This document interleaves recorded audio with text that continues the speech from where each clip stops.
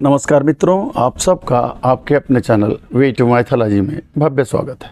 मित्रों, आज का दिन बहुत ही पवित्र पावन है। आज हम जो विषय लेके आए हैं वो उससे भी ज़्यादा महत्वपूर्ण है। वो है गुरु पूर्णिमा। आषाढ़ मास की पूर्णिमा को गुरु पूर्णिमा के नाम से जाना जाता है। गुरु का अर्थ होता है अंधकार से जो हमें निकाल के बाहर कर दे, जो हमें अज्ञानता के से बाहर निकाल दे, और जहाँ हम भटक रहे हैं हमें रास्ता दिखा दे। और इसीलिए सर्वप्रथम गुरु को हमारे हिंदू धर्म में सबसे ज़्यादा महत्व दिया गया है, भगवान से भी ज़्यादा दिया गया है। ओम गुरुर्ब्रह्मा गुरुर्विष्णु गुरुर्देवो महेश्वर गुरु साक्षात परब्रह्म तस्मै श्री गुरुवे नमः, तस्मै श्री गुरुवे नमः। अर्थात गुरु ब्रह्मा से भी ज़्यादा श्रेष्ठकर हैं, विष्णु से भी ज़्यादा बड़े हैं और महेश्वर से भी ज़्यादा। मतलब भगवान तो हैं, त्रिदेव हैं, ठीक है, ब्रह्मा विष्णु महेश, लेकिन उन तक का रास्ता किसने बताया? वो परब्रह्म स्वरूप है। गुरु कबीरदास जी ने लिखा कि गुरु गोविंद दो खड़े काके लागों पाए, बलिहारी गुरु आपने गोविंद दियो बताए। अर्थात कबीरदास जी कहते हैं अगर एक साथ ही गुरु और गोविंद दोनों हमारे घर के सामने खड़े हो जाएं तो हमें किसका पहले पैर छूना चाहिए? कबीरदास जी कहते हैं सबसे पहले गुरु का, क्योंकि ये गुरु की बलिहारी है जिन्होंने भगवान से मुलाकात कराई, भगवान का रास्ता बताया, भगवान को लेके आए आपके जीवन में। अतः गुरु जो है भगवत तत्व से भी ज़्यादा श्रेष्ठ माना जाता है, वही हमारे धर्मज पिता माने जाते हैं। और गुरु और शिष्य का नाता जो है जन्मों जन्मों का होता है। जैसे अच्छा शिष्य अच्छे गुरु की तलाश में रहता है, उसी तरह से उससे कई गुना ज़्यादा टेस्ट लेकर के अच्छा जो गुरु होता है वो अपने शिष्य को ढूंढता रहता है। जैसे पंडित श्री राम शर्मा आचार्य एक अंधेरी कोठरी में बैठ करके साधना कर रहे थे, 10-12 साल के बालक थे। अंधेरी कोठरी में दिव्य प्रकाश हो गया। उनके गुरुदेव यानी दादा गुरुदेव आए अंधेरे में और बोला, बेटा तू यहाँ बैठा है, मैं तुझे कहाँ कहाँ ढूंढ रहा हूँ। यानी जैसे पति पत्नी का रिश्ता होता है, कोई कहे कि किसी के साथ किसी की शादी हो जाएगी ना, जन्मों जन्मों का रिश्ता है, 7 जन्म का। जब तक वही जोड़ा नहीं आएगा तो लाख प्रयत्न कर लीजिए, शादी होगी ही नहीं। इसी तरह गुरु और शिष्य का भी रिश्ता है। जो हमारे गुरु हैं जन्मों जन्मों से, वो हमें हर जन्म में मिलते रहते हैं, वो हमें ढूंढते हुए आते हैं कि मेरा शिष्य कहाँ चला गया। इसी तरह जो गुरु, जो उनकी संतति होती है, जो उनकी कमाई होती है, जितना सब कुछ उनका आध्यात्मिक बल होता है, वो अपने शिष्य को दान करते हैं, उसका एक अंश दान करते हैं और उसे सपोर्ट करते हैं कि बेटा तू उठ, तू इस तरह से कर, मेरा मिशन जो छूट गया, मेरा मिशन जहाँ था उस मिशन को तू आगे बढ़ा। गुरु कहता है क्या? धर्म का प्रचार प्रसार करो, सब जगह धर्म का राज्य हो, लोग भगवान की भक्ति में लिप्त रहें, चारों तरफ से कुरीतियाँ, अत्याचार, बेईमानी सब हट जाए, सब जगह केवल और केवल प्रेम पनपे, कहीं पर भी किसी तरह से दुर्भिक्ष ना आए, अकाल ना पड़े, चाहे वो प्रेम का अकाल हो, धन धान्य का अकाल हो, अच्छी मानवता का, अच्छी हृदयता का, कहीं पर भी अकाल ना हो। सब लोग खुशहाली से रहें, सब एक दूसरे के साथ प्यार करें, एक दूसरे को इज्जत बख्शें और सब मिलजुल करके रहें, धर्म में लोगों की रुचि बढ़े। यही तो गुरु का मिशन होता है। हर साल आषाढ़ मास की पूर्णिमा को गुरु पूर्णिमा के रूप में मनाया जाता है। इसी आषाढ़ की पूर्णिमा के दिन भगवान वेद व्यास जी का जन्म हुआ था, जो महाभारत के रचयिता थे, परम ज्ञानी तत्व, और सम्मान देने के लिए इसे व्यास पूर्णिमा के नाम से भी माना जाता है।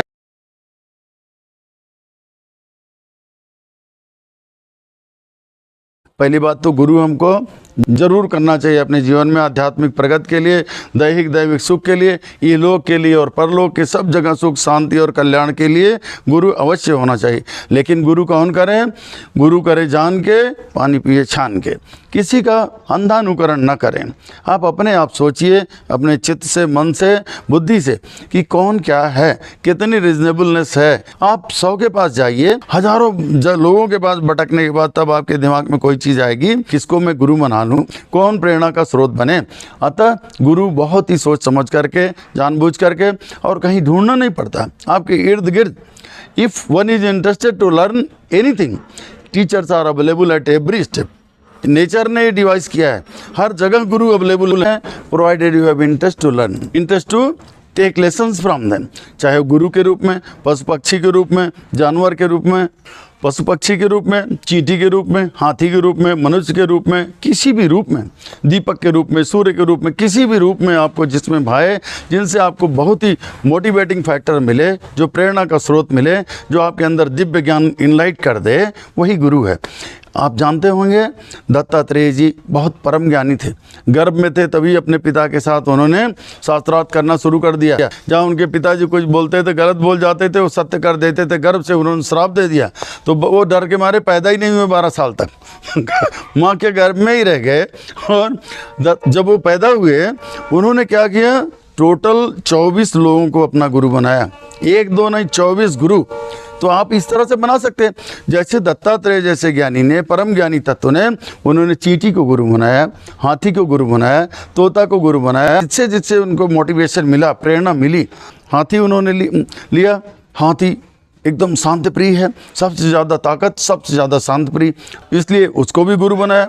चींटी को इसलिए बनाया क्योंकि अपनी कैपेसिटी से ज़्यादा 4 गुना ज़्यादा तक वजन उठा सकती है चींटी, दिन रात परिश्रम करती, इसलिए चींटी को भी गुरु बना लिया। तोता को उन्होंने इसलिए गुरु बनाया कि तोता पक्षी होते हुए भी थोड़ी देर तक जो उनको पालता है, थोड़े दिनों तक उसको राम राम सिखाता है, उसके बाद तोता स्वयं दिन रात राम राम राम राम राम रटन करता रहता है, राम राम राम राम करता रहता है। इसलिए, और बैल को उन्होंने बनाया इसलिए, बैल जो था कि दिन रात काम करता है और ज़रा सा टस मस नहीं करता। हो गई सुबह, फिर जुआ पहन लिया, फिर हल खींचने लगा, फिर काम करने लगा, और एकदम शांतप्रिय भाव से। कभी ये नहीं कि थोड़ा सा काम कर दिया तो विफर जाए कि नहीं, अरे मैं इतना करके आया हूँ, मैं अब क्यों करूँ, दूसरे लोग क्यों नहीं करते। इसलिए आपको जो प्रेरणा का स्रोत बने, वो निश्चित रूप से आप उसको गुरु बना लें। पौराणिक कथाओं में आता है, भगवान हरि विष्णु और लक्ष्मी माता दोनों अपने घर में बैठे हुए थे। नारद मुनि वहाँ आ गए, नारायण नारायण नारायण कहते हुए। भगवान विष्णु ने, हरि विष्णु ने उनको बहुत इज्जत दिया, सम्मान दिया नारद मुनि को। आइए आइए मुनिवर बैठिए, मुनिश्रेष्ठ बैठिए, आसन दिया, उन्हें मोदक आदि खिलाए, सब कुछ किया। जिस आशय के लिए आए थे नारद मुनि अपना बातचीत किए और बोलते कि अब आज्ञा दीजिए प्रभु। वो जस्ट निकले ही होंगे उनके घर के सामने, तब तक कोई और अड़चन आ गई, कोई और से बात करने लगे। विष्णु जी सोचे कि वो चले गए नारद मुनि। तुरंत लक्ष्मी जी को बोला उन्होंने, विष्णु जी ने बोला, लक्ष्मी एक काम करो, यहाँ नारद आके बैठा था ना, तुरंत गाय का गोबर लाओ और यहाँ लिपाई करो, स्थान को शुद्ध करो। और वो सोच रहे थे कि नारद मुनि चले गए। अब लक्ष्मी साफ सफाई के लिए लग गई, तब तक नारद वो सुन ही रहे थे। नारद तुरंत आ गए, बोला प्रभु हमने ऐसी क्या गलती कर दिया, क्या अपराध किया, जब मैं आया था आपने बड़े सम्मान से मुझे आसन दिया और मोदक आदि खिलाए, और जैसे ही मैं जा रहा हूँ आप तुरंत ही मेरी भर्त्सना इतनी ज़्यादा मैं अपने कानों से सुन लिया। आप बोले कि तुरंत लक्ष्मी जी यहाँ लीप दें, इस स्थान को शुद्ध करें। बोला क्यों महाराज, ऐसा क्या कारण है।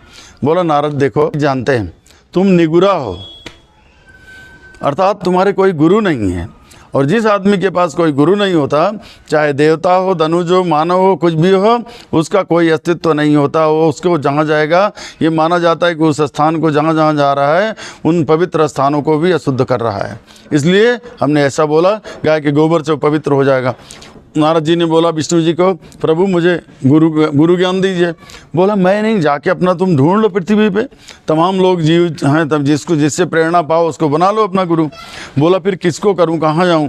बोला जाओ तुम धरती पे जा करके जो तुमको सबसे पहले मिले उसी को अपना गुरु मान लेना, उसके चरण छू लेना, बता देना कि मैं आपका शिष्य बन गया। आज से जैसे नारद मुनि आए धरती पे लौट करके, उन्होंने सबसे पहले देखा एक मछुआरा मछली पकड़ के जा रहा है।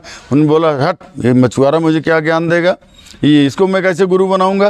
नारद जी लौट के फिर आए, बोला कि महाराज वो मछुआरा है, उसके पास कहाँ भेज दिया, मैं उसके, वो कौन सा ज्ञानी है, वो मुझे क्या ज्ञान देगा, मैं स्वयं ही ऋषि हूँ। भगवान विष्णु ने श्राप दे दिया नारद जी को, कहा जाओ तुमको इतना, तुम गुरु की निंदा किया तुमने, इसलिए तुमको मैं श्रापित करता हूँ, जाओ तुम ऐसे भटकते रहोगे, तुम्हें कोई ज्ञान नहीं आ पाएगा गुरु का।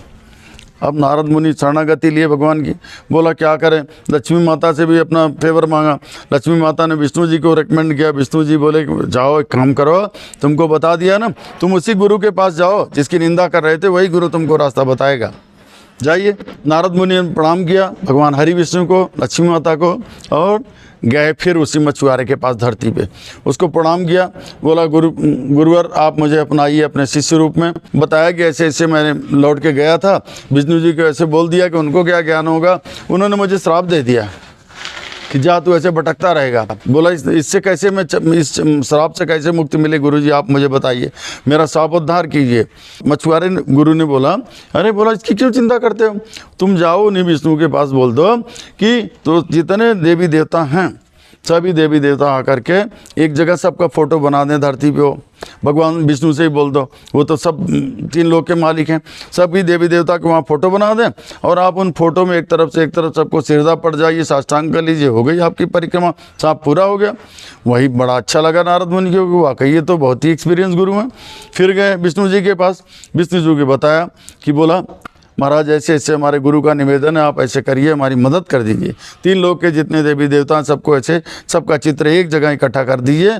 और इस तरह का बोला, उन्होंने बोला देखा नारद मुनि को श्री हरि विष्णु ने बोला, देखा नारद बोले तुम अपने आप को ज्ञानी समझते थे, उन गुरु जी ने तुमको कितना बढ़िया इस श्राप से मुक्त होने का रास्ता बता दिया। और वो सारा सुन करके उनके आसपास जा करके वो सब माया रूपी सब रच दिया, सारे देवी देवताओं की मूर्तियां सब स्थापित आ गई 3 लोग की। और वहीं जा करके नारद मुनि ने पहले अपने गुरु को प्रणाम किया, फिर सबको साष्टांग किया, इस तरह से उनका श्राप विमुक्त हुआ। अर्थात बिना गुरु के किसी का कल्याण नहीं है। अगर इस संसार सागर से पार होना है तो हर किसी को गुरु अपनाना पड़ता है। गुरु वो है जो भगवान से मिलने का रास्ता आसान कर देता है, हमारी आध्यात्मिक उन्नति करता है, इलोक परलोक सब में सब जगह। और जो गुरु की अर्जित कमाई होती है, जितना उन्होंने आध्यात्मिक प्रगति किया है, उन गुरु का लेवल क्या है, वो गुरु जब किसी को शिष्य बनाते हैं तो उसको अपना आशीर्वाद स्वरूप प्रताप स्वरूप अपने कमाई हुई संचित आध्यात्मिक राशि से एक अंश भी दे देते हैं, ले बेटा तू फल फूल। और फिर धीरे धीरे वो शिष्य पश्चित पुलित होते हुए धीरे धीरे बढ़ते बढ़ते और ज्ञान चक्षु उसके खुल जाते हैं और भगवान का दर्शन होता है, सारे लक्ष्य अपने जीवन के प्राप्त करता है। और इसी तरह अब शिष्य का भी दायित्व होता है। जब शिष्य बड़ा हो गया तो उसे भी अपनी कमाई का, चाहे वो आर्थिक हो सामाजिक हो, जिस तरह से भी कमा रहा है, जो भी पुण्य कमा रहा है धर्म के रूप में जितना कर रहा है, उसका एक अंश गुरु को भी देना चाहिए, इसलिए बाध्यता है। इसीलिए गुरु के मिशन को पूरा करने के लिए गुरु आता है एक टारगेट लेकर, एक मिशन लेकर के, कि सब जगह जैसे पीड़ा पतन को निकालना है, सब जगह से जितनी व्याप्त कुरीतियां उनको निकालना है। वो अपनी मसाल लेके आगे आगे दिखाता है कि हम बदलेंगे, युग बदलेगा, हमें युग परिवर्तन करना है। उस युग परिवर्तन का जो मिशन गुरु ने दिया, उस मिशन को आगे बढ़ाना है, हमें सदैव आगे बढ़ाना है। तो उस मिशन को पाने के लिए, प्राप्त करने के लिए, गुरु के दिखाए मार्ग को प्राप्त करने के लिए हमें क्या करना है, हमेशा हमको श्रमदान के लिए कोशिश करना है। श्रमदान, समयदान एवं अंशदान, तीनों चीज़ें यथाशक्ति हम सदैव करते रहें। अच्छा सोचें, अच्छा सुने, अच्छा समझें, अच्छा करें, अच्छा लोगों को गाइड करें। और इस तरह से उनके नाम पर आज गुरु पूर्णिमा के दिन हम लोग सब ये संकल्प लें, हम सदैव लोगों की कुरीतियों को दूर करने के लिए, लोगों में व्याप्त जितना धर्म का अंधानुकरण है उसको दूर करने के लिए, जादू टोना भूत प्रेत पिशाच सबसे दूर रहने के लिए हम लोग सदैव प्रयत्न करते रहें, सबको देवतुल्य बनाएं। और गुरु का उसी में मान है, उसी में सम्मान है। उनके दिखाए मार्ग को हम पर चल करके हम उनके मिशन को प्राप्त कर सकते हैं। और जैसा कि आप जानते हैं, आज 23 जुलाई को सुबह 10:43 से शुरू होकर के पूर्णिमा की तिथि कल सवेरे 8:06 तक है, जो शनिवार का दिन है।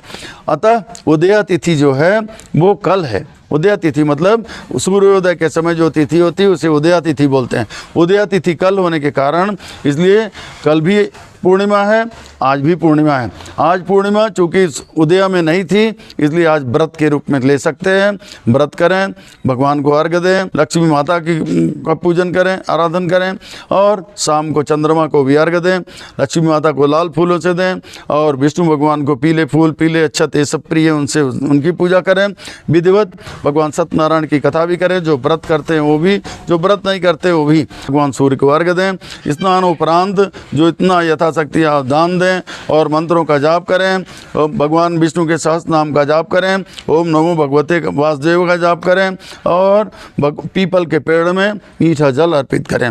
उस जल के अंदर पीली चीज़ें डालें, जैसे पीला अक्षत, और पीले फूल डालें और लक्ष्मी जी को भी प्रणाम करें। पीपल के वृक्ष में भगवान विष्णु और लक्ष्मी जी रहती हैं और शिव जी की भी आराधना करें। और शाम के समय जब व्रत रह रहे हैं, शाम के समय चंद्रमा को अर्घ्य देना ना भूलें और मीठा अर्घ्य दें। मीठा अर्घ्य का मतलब उस जल में थोड़ी शक्कर मिला लें। मीठे जल से चंद्रमा को अर्घ्य देने से अगर आपके परिवार में कोई कलह है, विशेष करके पति पत्नी के बीच में नहीं पटती है, हमेशा लड़ाई झगड़े का माहौल बना रहता है, तो वो शांत हो जाएगा। और लक्ष्मी जी और विष्णु जी की पूजा करने से आपके सारे कष्ट, बीमारियां, परेशानियां, कर्ज सब दूर हो जाएगा और आपके अंदर सदा सहता आएगी, आपके परिवार में शुभता आएगी और आपकी समृद्धि होगी, आप धनाढ्य हो जाएंगे। अतः इस व्रत का अवश्य पालन करें। इस व्रत के दिन आज या और कल तक तामसिक भोजन न करें, मांस मदिरा का सेवन न करें और कोई भी नशा न करें। इस दिन कहीं गंदगी न करें, वाद विवाद बिल्कुल किसी से न करें। घर में खास करके पत्नी, स्त्री, इन लोगों से कभी कड़वा वचन न बोलें इस दिन के दिन। और सब जगह साफ सफाई रखें और अपने बड़े बुजुर्गों का सम्मान करें। बड़े बुजुर्ग का मतलब जो आपसे बड़े हैं उम्र में, आपसे क्वालिफिकेशन में, योग्यता में बड़े हैं, जो आपसे श्रेष्ठ हैं, उनका सबका सम्मान करें, क्योंकि बड़े बुजुर्ग भी गुरुवती होते हैं, गुरु के समान ही होते हैं। सब ने हमारे ऊपर कुछ न कुछ उद्धार किया है, तभी हम आज इस रूप में आ पाए हैं। हम गुरु पूर्णिमा बहुत ही महत्वपूर्ण है। व्यास जी को भी नमस्कार करें, गुरु जी को, अपने गुरु जी को सब लोग प्रणाम करें। आइए हम लोग एक बार फिर से गुरु वंदना के साथ समाप्त करते हैं। ओम अखंडानंद बोधाय शिष्य संतापहारिणे सच्चिदानंद रूपाय तस्मै श्री गुरुवे नमः। धन्यवाद मित्रों।